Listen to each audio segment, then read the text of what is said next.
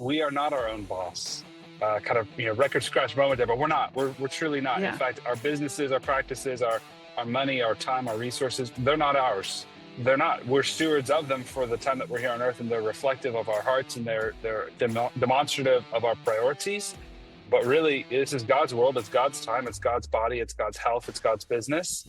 God is my boss, not me. And so I need to submit to his pattern of life and his way of working and living. And God works. Jesus works. He has no problem with work. In fact, he commanded it even before the fall. But we must take rest. We must prioritize rest, and we must do it in a healthy way. And when we do, we give God opportunity to bless and flourish our businesses, our practices in ways that only we can. Welcome to the Super Clinic Project Podcast, where we take regular clinic owners and turn them into cash-based multimillionaire entrepreneurs. Warning, if you're a doctor who listens to this podcast regularly, you will make millions of dollars. Do not listen to this podcast unless you want to be a successful clinic owner who helps thousands of patients achieve their health goals and adds more money than you can imagine to your bank account. You've been warned. Welcome to the Super Clinic Project Podcast, where we take regular clinic owners and we turn them into super clinic owners. I'm your host, Jennifer Gligoric, and today we have a guest who is a faith-centered founder. He helps owners stop feeling overwhelmed by financial chaos by helping them simplify their tax planning, streamlining their cash flow, giving themselves a raise, which I know we all need as clinic owners, and aligning their investments with their faith. So let us welcome Nick Garofalo of Open-Handed Wealth to the show today, and we're going to be talking about this question. Is your business stealing from you? How Christian entrepreneurs get this wrong. Welcome to the show today, Nick. I'm glad to have you, and I'm glad to be talking about this because working with clinic owners, we often get this, there's always this, I don't want to be too much of a salesperson, but if you're an entrepreneur, you're in sales, right? Or I just want to do the right thing, but doing the right thing and being wealthy almost seem like that you can't do that, especially if you're a Christian-based owner, but that's not true at all. So can you talk? That's so fascinating. Yeah. Oh, that's so fascinating how we kind of, confuse definitions and then say, well, I don't want to be like that. And so I'll just kind of go the opposite direction. I mean, we do this all over in our lives. Yeah. And so what made you decide to niche down into just working with Christian entrepreneurs? Why did you decide that was where you wanted to be and what you wanted to do? So I think it's Jim Collins' pretty famous idea with the porcupine or the hedgehog principle. It's called a porcupine, excuse me. But the hedgehog principle from Jim Collins' book talks about what can you be the best in the world at, better than anybody else, and price it at a price people are willing to pay. And do it in a way that's sustainable for you. And so when I looked at my past experience and my own personal story, I mean, I'm the son of an entrepreneur.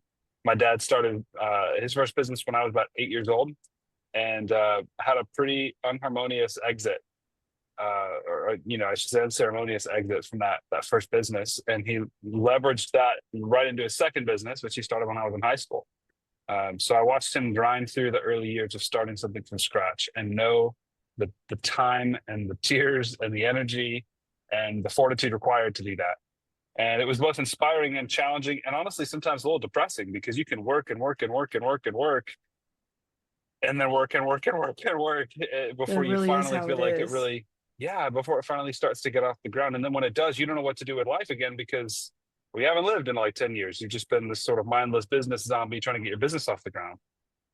And so, I think it's like I think most entrepreneurs just create a job for themselves and then they become their worst boss ever. They never, they don't pay them, they don't pay their employee right. They don't let their employee take any time off. They don't honor a work-life balance at all. And they don't mean to be like that, but they do that. Even if they're not doing it with their staff, they do it with themselves a lot. Yeah, absolutely. And it's interesting to say we become our own worst boss because, first off, that's kind of rooted in, and this is part of why I felt most appropriate, like you said, niching down to working with mainly Christian founders, Christian entrepreneurs. We are not our own boss. Record scratch moment there, but we're not. We're truly not. Yeah. In fact, our businesses, our practices, our money, our time, our resources, they're not ours. they're not. We're stewards of them for the time that we're here on earth, and they're reflective of our hearts, and they're demonstrative of our priorities. But really, this is God's world. It's God's time. It's God's body. It's God's health. It's God's business. God is my boss, not me. And so I need to submit to his pattern of life and his way of working and living. And God works. Jesus works. He has no problem with work. In fact, he commanded it even before the fall. But we must take rest. We must prioritize rest, and we must do it in a healthy way. And when we do, we give God opportunity to bless and flourish our businesses, our practices in ways that only we can. Yeah, faith is when you think about it that way, which is really brilliant, and I love that, because we have to get over ourselves in so many ways, right? Yeah. We're our own worst enemy and our own worst control freaks, when really we don't have much control. But what we do have is systems that we can utilize that can make things easier, where we take the emotion part out of it and we can make it a lot easier, right? And these systems have already been prescribed. We just need to do them. So tell me, how do you feel when you were saying why business owners need to stop stealing from themselves? Why do you think they're stealing from themselves?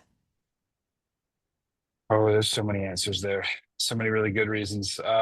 Because we think we need to, because we don't know a better way, because we don't recognize that we are stealing from ourselves. What I mean by that is, and I've heard so many people say this, it's honestly depressing, but it's like, you got into business to have control of your schedule, to have the lifestyle that you wanted, to spend more time with your family. And some seasoned business veterans I've shared that with honestly laughed at me, and they were like, ha ha ha, that's really funny. You should just go be an employee. No offense to employees, but like, you'll never find that in owning a business, because you will work 24 hours a day, 7 days a week, just to keep your business alive. That's just being a business owner. It's just part of what it is. And it's like, actually, I kind of want to push against that and do it. I think there's a better way, a way that does prioritize what's most important. And again, leaves the results up to God, which is very, very hard to practice. Very, very easy to say. And I'm wrestling with that myself. I mean, I'm building a practice of serving business owners. So I see firsthand these successful folks who have built a business, and not many of them are doing it the way I want to build my business, right? And so, again, very easy to say, very hard to do, but we have to stop. We have to stop stealing from ourselves, because we only get one life to live. Your kids will only be this age for today. Tomorrow they're a day older. Next year they're another year older. And if you, like me, continue to just put off and say, well, I'll have time for that later when I achieve that lifestyle freedom. I mean, I don't want to sound too pessimistic, but I don't think you'll ever get there. I think you'll kind of die on the hamster wheel or the treadmill. And that's not what God created us for. When he called you, assuming he did, to start a business in the first place, to start a practice, it wasn't so that you could run yourself ragged into the ground, and drop dead in an early grave from exhaustion, but say, at least I had a business and I provided for my family. And I think part of that too, the reason that I'm kind of going off on a rabbit trail, so stop me if you want. No, I'm listening, because I know this ties into like the biggest financial mistake that you think businesses make, right? So what do you think, as we're just, because we can't help but do it, right? We want these goals. I can't tell you how many people I talk to when they come into me and I say, okay, so what's the most important thing in your life? My spouse, my kids, right? And then when I actually do a time audit, because when you're with a coach, you do a time audit, and I look at the time, they don't spend any time comparatively with the most important things in life. So, okay, so you told me something that wasn't actually true. You said the most important thing in your life was this, but really you're hardly spending any time with them. You're spending the time on this. So why did you say that when really the most important thing in your life is this? And there's always this kind of deer in the headlights look as they think about it, right? And so shifting the mindset to where, how can I spend time on the most important things in my life, but yet tie my business and what I'm doing, my divine purpose. If God put you on the planet to do something, that's your divine purpose, right? So if you're starting a business, it's because you honestly feel that you can do something of real value and it's going to be good, and you can do it better. Right? Maybe you were working for someone else and you said, well, I can do this better. Or maybe this is some big talent, or maybe you're a healer. Of course, we talk to clinic owners. So everybody here is going to be a healer. That's, majority of our audience are healers or service-based business owners. So whether you're a florist or a cabinet maker, or mostly you're a clinic owner, super clinic project, right? You have a divine responsibility to figure it out. So what do you think is the biggest financial mistake they make, and what's the fix for that? Well, okay, so I want to pause real quick before Yeah. I answer that. Just go back Okay. a second ago. You said something about oh, well, I'll answer your question, then I'll go back. I lost my train of thought. I'm sorry, but That's good. one of the biggest mistakes that I see all the time, especially with I don't want to say really small, but especially if you're in the first few years of your business or your practice, there's a lack of separation between business and personal financial contexts. They're blended together such that one is the other is the first. You don't really know how much you're paying yourself because you're kind of just living off of your business like a piggy bank. If there's money in the bank account, you're happy and you're just going to go to work and work and work and work and work, like you said earlier. That just breeds chaos, anxiety, stress, lack of clarity. It's like trying to run a marathon with, you know, like blinders in front of your eyes, right? You've got a long way to go and you can't even see a foot in front of you because you don't have clarity. You don't have a clear cut. This is the business's money and this is my money. So what do you do? How do you fix that? Well, there's a couple ways. You have to get clear on your cash flow. You can pick your flavor. I am a big fan of cash-based budgeting, and the best illustration I've seen of that for businesses. Personally, I use You Need a Budget, YNAB. If anybody's heard of YNAB, YNAB, I've used it for over a decade. I'm a huge fan. I don't get any affiliate marketing or anything like that, but I highly recommend it. But basically, for a business, you can't run YNAB. You can't run your business on YNAB, really. You can, but you're not really supposed to, especially if you have. Anyway, it gets awkward fast. So what do? I highly recommend the Profit First system. You know Mike what? I can't McAllowitz tell wrote you a great how book many about it. people do Profit First, and they do it very well. We've had other guests on here that are full Profit First, using that system, got them as far as to have an idea about their accounting, and then they started really seeing where they need to change things. Because when you look at finances, in fact, we just did a coach's corner on this, that a lot of times when there is a cash flow issue, and especially in a small business, when you maybe have only one or two people, the first thing they cut is the one thing they shouldn't cut, which is staff. They won't go and audit. They won't Yeah. look at the electricity bill, the contract they have for their copying machine, or the equipment that they have. They won't really do an audit on the things that they're paying out, that they're paying Yeah. too much on, because they don't really understand what the expenses are. They won't look at those expenses first to see, when's the last time we audited it, and are we good stewards of the money that we have right now, and are we holding our vendors, whether it's utilities or equipment, are we holding them accountable for fair market rates, right? They just get So stuck in these contracts, and then that's it. yeah, so a good friend of mine, an auto mechanic. He was a great mechanic for maybe 20 years before he went out on his own, and now he's had his own shop for, I don't know, 10 years. And he put it to me this way. He said, every tool in my toolbox, which if you know any mechanics, and you've ever been in one of those shops, their tools are like their literal arms and fingers, right? Like they are extensions of themselves. And they've got more in their tools probably than they do in their houses.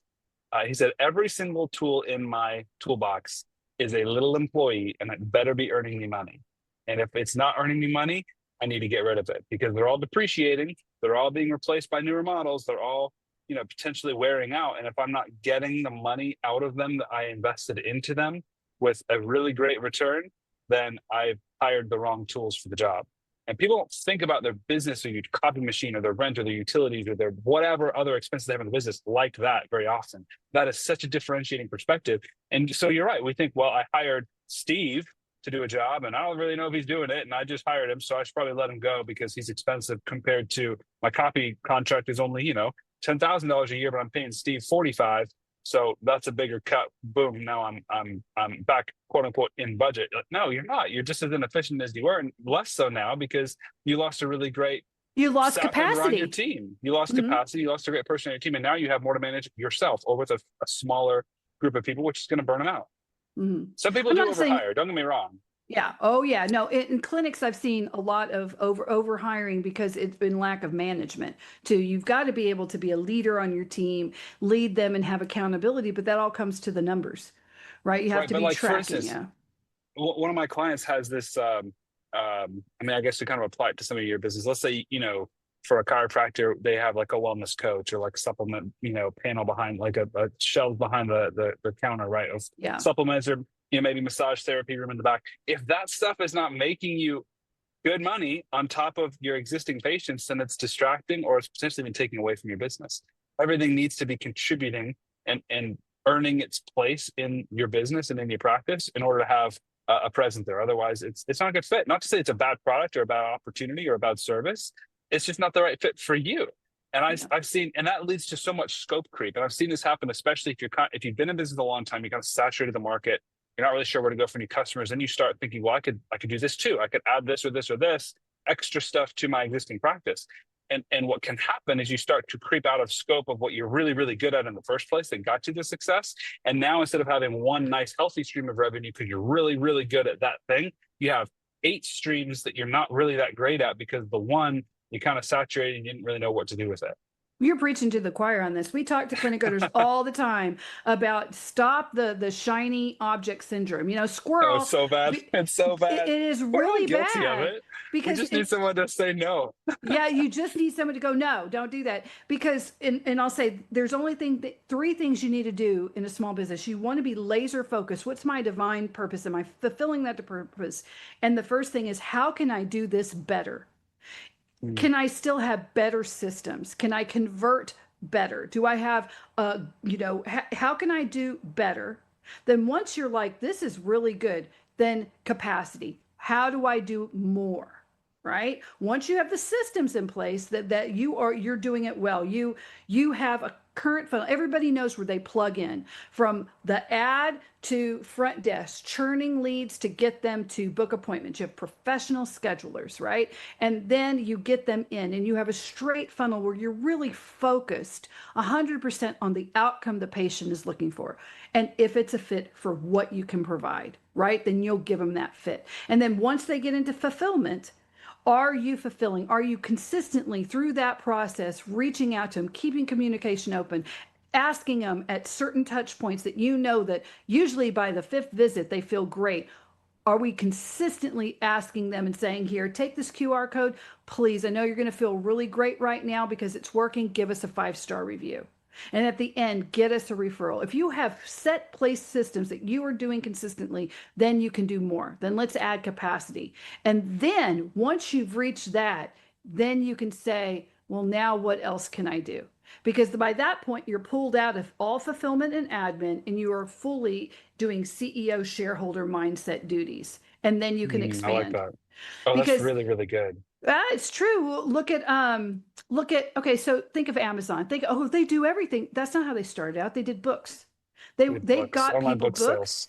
Yes, Yep. they did books, and then they decided to get logistics. And that was the first wife, McKinsey. She was instrumental in getting these contracts with Psy Motor Freight and these big companies to where their logistics and their supply could get them out. Then they became the best bookseller that can get someone overnight. So they did, what we're doing is better.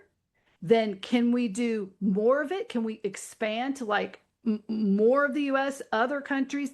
And then they added more. And when you follow that right formula, that's how you do it. So if you're barely making it on another, going straight to adding more or adding different shiny objects, something new, you're a recipe for disaster, I would say. Focus back. So when you said that they want to get more something different, and then they're doing it, centering back to the Christian-based aspect of it, the thing, their divine purpose on that. What do you think is they should think about profit? Because that ties into where their profit should be. Like you had talked about, is profit just a means to an end? What else can you do with that? Because then I want to go into the investing, because that's where a lot of owners get to, well, then what do we do? The next step. Well, and speaking of how can I do it better? How can I do it more? And then what else can I do? That same that same framework applies beautifully to your personal financials and your personal financial decisions. A lot of practice owners or business owners or doctors, when they start making what I'll say is good money, It's like, oh, I need to invest, I need to buy real estate, I need to, buy my building, I need to start up another business. It's like, whoa, whoa, whoa, whoa, pump the brakes. Let's be profitable first, then let's optimize for taxes. Then maybe we can consider branching out from there and whether we invest. Let's first invest like everybody else in the world does. Let's just go ahead and start setting aside, investing into the market. Then we can maybe explore, some other investing tools. People come with usually investment questions are a big kicker that draws people to talk with someone like me. It's like, I don't know what to, I got this big lump sum of money, or I started making good money. I don't know what to do. How should I invest? Should I buy, and they'll like throw something out at me really specific. Like, I hear like, such and such company is, onto something big. Should I buy into Bitcoin? Should I do this or that? It's like, okay, hold on. That is a great question, but that's the leaves on the tree. First, we need to get the roots in the soil, then the trunk, then the branches, then the leaves. Okay. So there's a lot of work we have to do before we could ever get to a should I invest in Bitcoin question from right here. And that takes time and energy. So yeah, I mean, to answer your question, I want to tie it back to, I remember that train of thought from earlier when you were talking about show me your calendar and I'll show you what's really important to you, right? You say your family's most important. Let me see your calendar. It's not. Look, your family's not most important. Your business is, because you spend 85 million hours a week there.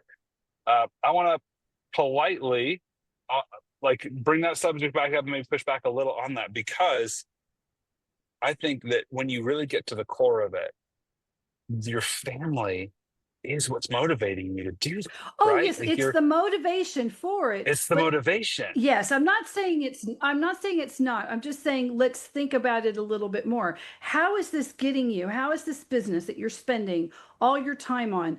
Are you on track to using that for what you really want?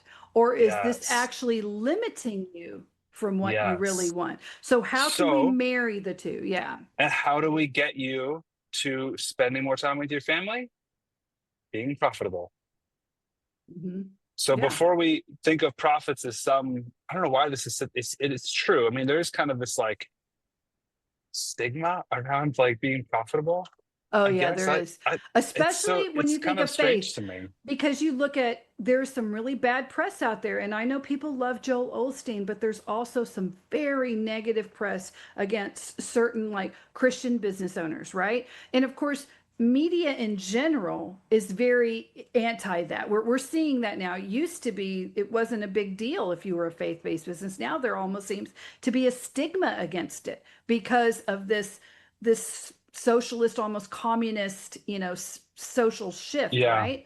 And so we have to, you can't stop that from being who you are and what your divine purpose is going to be, but you can't let anyone who might be considered similar to stop you from feeling abundant, right? Because you have to do what you were put on the planet to do. And if you're profitable with that, then you have to say, well, then this is going to allow me to help more people. I work with someone. Wait, let me pause on that real quick, because I want to, you mentioned at the start of the show, you talk about these, like how we all hate being salesy.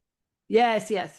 Okay, I recently had a phenomenal conversation with a guy named Marcus Schaller on his podcast. And then I even did like a spinoff episode on my own podcast, 1 Degree, about the idea of redefining sales. Now, I am not from a sales background. My dad is the quintessential salesman, started 2 businesses from scratch. Like he is put him on any Myers-Briggs, any sort of personality thing, he is sales all day.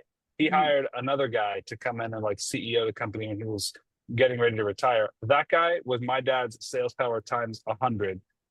So I have been around super salesy people, and I've always had this tough kind of inner conflict around it, right? And I think we all kind of feel that of like, I've seen mostly bad manifestations of salesmanships, being salesy, and I don't want that. So we just sort of shove it all away. I want to offer an alternative and just kind of throw this out for a thought experiment. I believe that sales, and I'm taking these words straight from Marcus, I believe that sales is a collaborative process of building relationships, solving problems, and helping people overcome obstacles that stand between where they are and where they want to be. Okay, So Jennifer, I own a practice. I'm a chiropractor, and I really want to help people. I see people come in pain, in discomfort, in just the consequences of aging all day. And I want to help those people. I want to do more of it so that they can feel strong and healthy and have better sleep and like longer days and years and rejuvenation, all that. I want to help those people, okay, get from where they are to where they want to be. And I'm the key because they can't do it without me. They need my service. And I'm going in that process, they're going to pay me the market rate for what I'm doing for them. If that resonates with you as a listener, congratulations. You are a beautiful example of a healthy, proper salesperson. That is exactly what sales should be.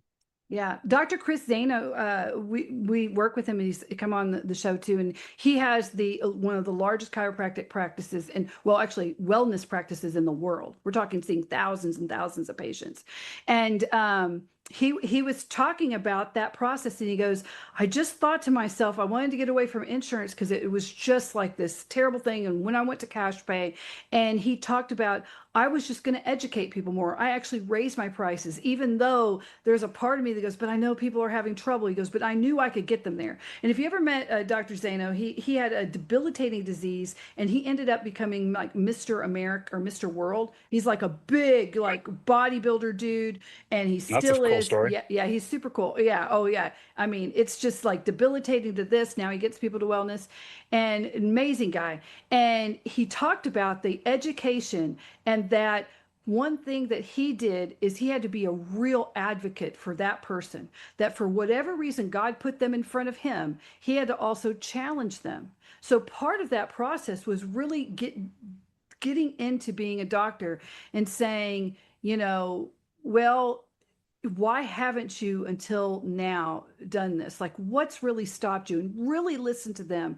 And he said, for example, I have diabetes, I don't know what to do. He goes, I think you do know what to do. You know that it's a sugar thing, and you're probably still eating the sugar. What's stopping you from doing the things that you want to do? He said, you have to confront some issues so that you can actually figure out what, if they have a limiting to get them to the next side. If you truly want them to get to the goal, you have to be a real friend.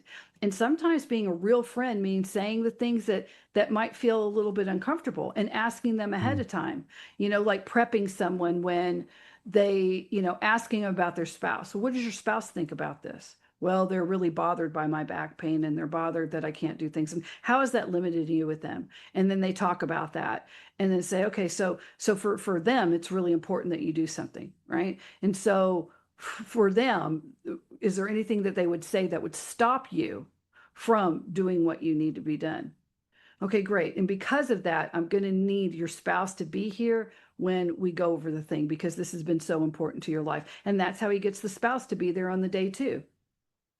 And it's just by really caring about them and listening and taking down those things to get them there. Wow. And being the advocate. That's so inspiring. Like, yeah. Would you ever call that being salesy? No, I would say you're a doctor really trying to doctor me. What's you're not doctoring me is saying, okay, so you feel bad. Well, I've got 4 pharmaceutical reps, and this one gives me the highest rate. So let me just put you on this pill. They never look up from the thing. They go and they put their notes in, and then I'm out with a new prescription. Right. So that's not helping. That's not caring. That's not what we want to do. Dr. Zano. Yeah, that's fantastic. Yeah. That's what I want to do. That's, so like, okay, we I don't want to get too far off on this rabbit trail, but I think that's a really, really beautiful example of like, if you're trying to just go about your business, trying to help as many people as you can, congratulations, like you're in the right place. That's exactly why we're here. That's who I like to help. And I have a vetting process before I'll take on a new client, because I want to make sure that I can actually help them far in excess of what they would pay me. Right? Like, right. I charge a fee as an advisor, but like, I need to make sure that working with me is going to be economically, a multiple of the value that you'll be paying me will be back to you. So anyway, yeah, I really resonate with that. Yeah, and when you do that, when you work with your clients and you help them structure their business finances so it can give them stress, what are some of the things that you do with that, or what are some of the ideas that you might bring up when you talk to them?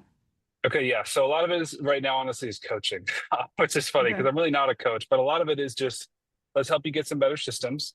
Let's help you get more awareness. Whatever the pain point that brought you here, let's kind of use that as a lever to propel us forward into the change that you need to make.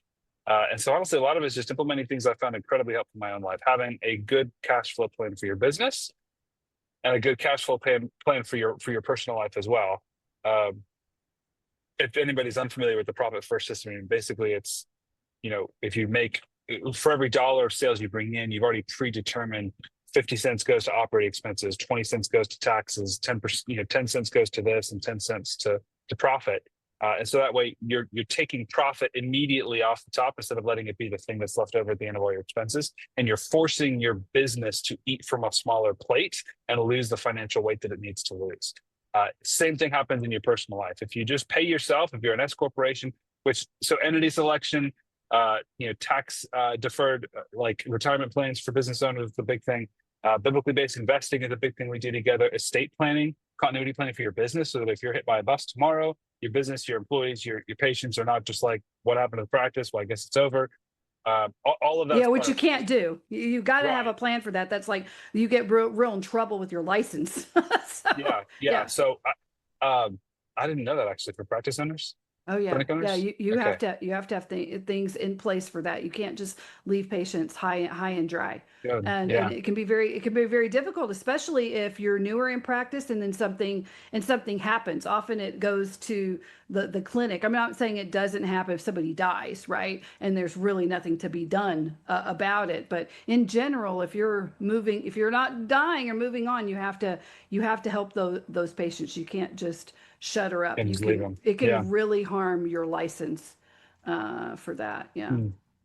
Yeah, well, having that tied into your personal estate plan as well, so that your LLC has an operating agreement, right? So that it's not just administratively dissolved if something happens to you, and that you've named guardianship for your kids if you have them. Anyway, so I have a 5-point framework called the RIGHT framework. So it's R for retirement, investment, insurance, taxes, and estate. And so basically those 5 core pieces. Sometimes there's debt management thrown in there as well, or cash flow planning, or even education planning for the kids. But basically, it's those 5 core principles that every person, every business owner has to deal with personally. And so we work on those together. That could take honestly up to 18 months to kind of fully implement the full list of recommendations that I usually bring back to a client in our early meetings. But then on the business side, I have a couple clients that I do both personal and business for. Most of my clients are kind of one or the other, but for the business side, I basically step in as a fractional CFO. And so I'm going to make sure from the business side that your finances are current, that your books are staying current, that they're clean, that they're legible, and that we can really pull some analytics and data from them. Work with your CPA, work with your accountant to make sure that, I become your financial quarterback for the business. So when you're treating patients, when you're doing your work, when you're doing the thing that made you successful, you have one person you talk to for your financial conversations and questions, and that becomes me. And then I kind of take the play and run it with the CPA or the bookkeeper, whoever else needs to be a part of the conversation. I've worked with a lot of fractional CEOs doing what I used to do, which is practice turnarounds. And they are very helpful, even if it's just for clutch, not just for long-term too, to get it turned around. But guys, we have been talking to Nick Garofalo of Open-Handed Wealth. Nick, can you let everybody know where they can find you if they want to ask more? Yeah, I'd love to talk with your listeners. So you can email me directly at nick@openhandedwealth.com. You can find me at openhandedwealth.com or Nick Garofalo on LinkedIn, and I would love to connect with you. That sounds great. Well, guys, this is the end of a Super Clinic Project episode. Please be sure to like, follow, share, and give us a 5-star review. All you have to do is go to superclinicproject.com. We have a free school there. We are going to be putting handouts that go with every episode. So in school, when we drop an episode, we either have a quiz, a spreadsheet, a worksheet that we develop that goes along with every single episode as well. And you can find us, of course, on any listening platform. And be sure to give us a review, though. It's how we get great people like Nick on the show, so we can give you diversified voices to help you make money in your practice so you can be the best that you can be and live the life you want. Thank you again. Thank you again, Nick, for being here. It's been great. And Jennifer, it's been my pleasure. I know it's been fun. Okay, everybody have a super clinic week, guys. Bye-bye. You've been listening to the Super Clinic Project podcast. If you like what you hear, subscribe and stay tuned for further episodes of the Super Clinic Project podcast.